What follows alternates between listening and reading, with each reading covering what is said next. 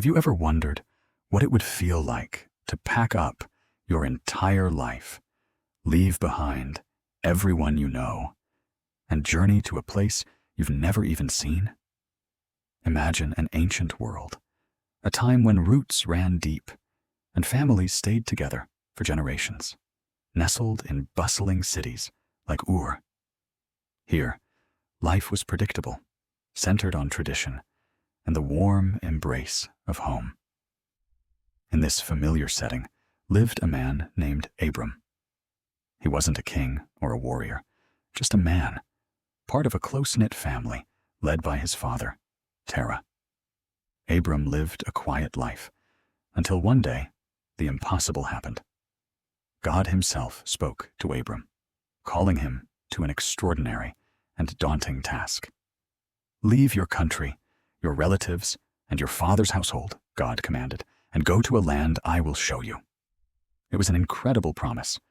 God would make Abram into a great nation, bless him abundantly, and make his name famous across the earth. But this wasn't just a simple move. It was a monumental leap of faith. Abram faced a choice: cling to the safety of what he knew, or step into a vast, unknown future, trusting only in a voice. Could he truly abandon everything, his past, his family, and venture into the wilderness, guided only by a divine whisper and a promise of a land unseen?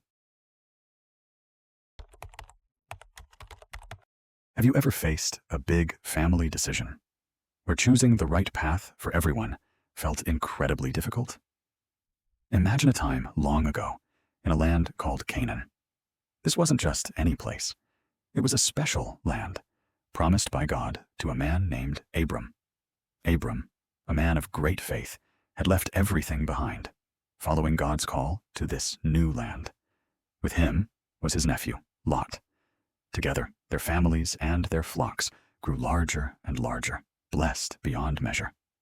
But as their wealth grew, so did a problem. The land wasn't big enough for both Abram and Lot's vast herds.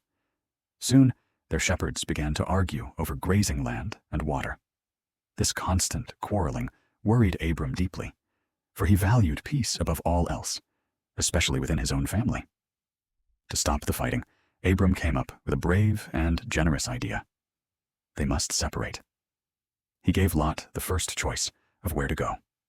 So, Lot looked out and chose the lush, green plains of the Jordan. Abram, trusting God, settled in the rest of Canaan. The challenge now was how this separation would shape their futures, and the path God had for each of them.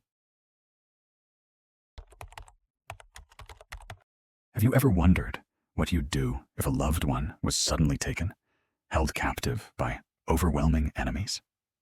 This is the very challenge Abram faced. He was a man of peace, living in the fertile land of Canaan, but his world was shaken when news arrived. His nephew, Lot, had been captured. Lot, who had chosen to settle near the thriving cities of Sodom and Gomorrah, found himself swept up in a brutal war.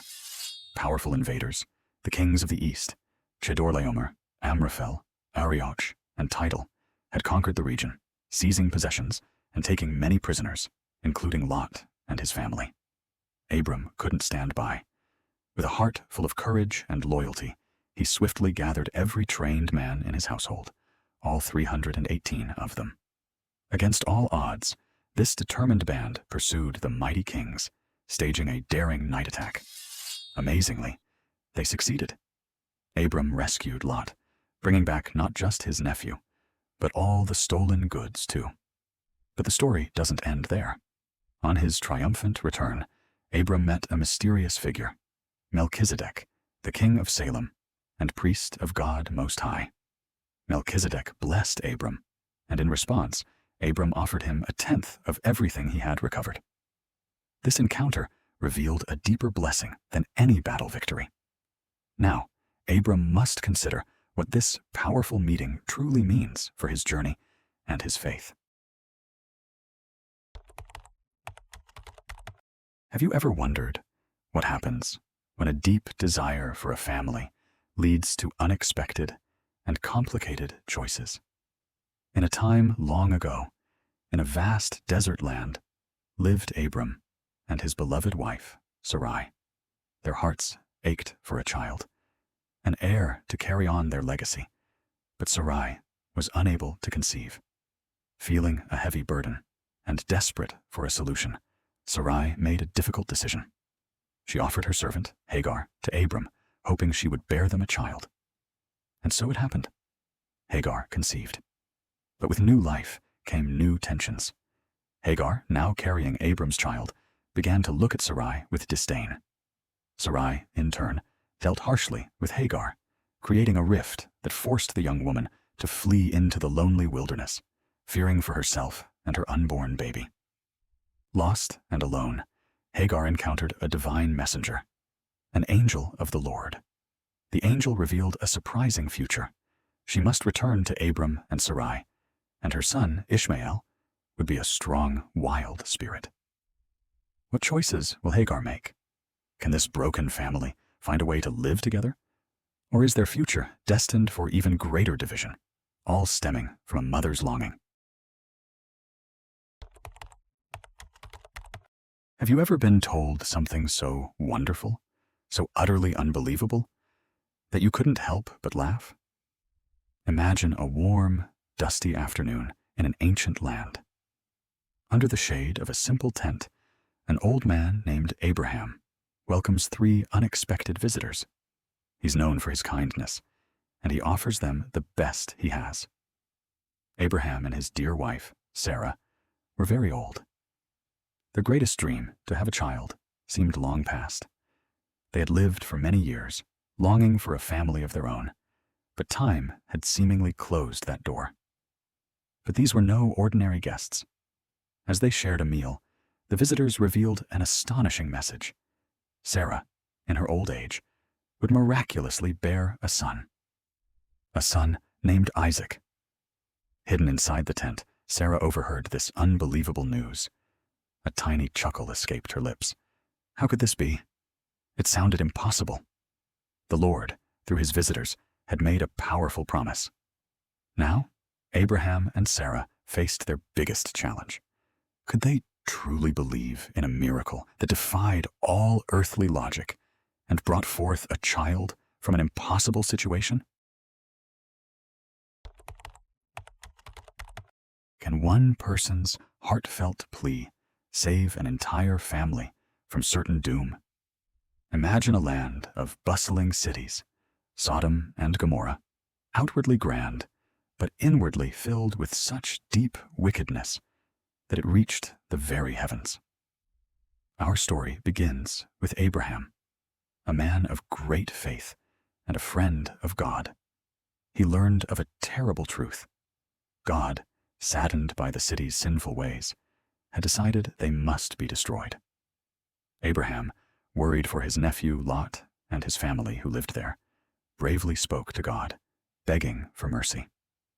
Because of Abraham's love, God sent 2 angels with a crucial mission: to rescue Lot, his wife, and their daughters before disaster struck. The angels hurried Lot's family, giving them a single urgent command: escape for your lives, don't look back, no matter what. Fire and brimstone were about to rain down, consuming everything. But as they fled, the temptation proved too strong for Lot's wife. She looked back, disobeying the warning, and instantly turned into a pillar of salt. The challenge for Lot and his daughters now was not just to escape the fire, but to carry on, forever marked by the fiery destruction of Sodom and Gomorrah, and the powerful lesson of a single glance back. What happens when a seemingly small secret puts everything, even a king's kingdom, at risk? Imagine a time long ago when nomadic tribes journeyed across vast desert lands. Our story begins right after a truly unforgettable event: the destruction of the cities of Sodom and Gomorrah. In this ancient world lived Abraham, a man of great faith, guided by a powerful, unseen hand. With his beloved wife, Sarah, he traveled, seeking new beginnings and a safe home. After a long journey, they settled near the land of Gerar, ruled by King Abimelech. Now, Abraham, wanting to protect Sarah, made a difficult choice. He told a little white lie, saying Sarah was his sister. King Abimelech, charmed by Sarah's beauty, then took her to be part of his royal household, believing she was truly available. Unknowingly, the king had stepped into a dangerous situation, putting his entire kingdom in grave danger. But unbeknownst to Abimelech, a powerful, unseen protector was watching. God himself stepped in. How will this divine warning unfold? And can Abraham and Sarah navigate this perilous situation, ensuring Sarah's safe return, and perhaps even forging an unexpected peace with King Abimelech? If this touched your heart, please follow, comment, and share. Together, we can spread God's word. Thanks.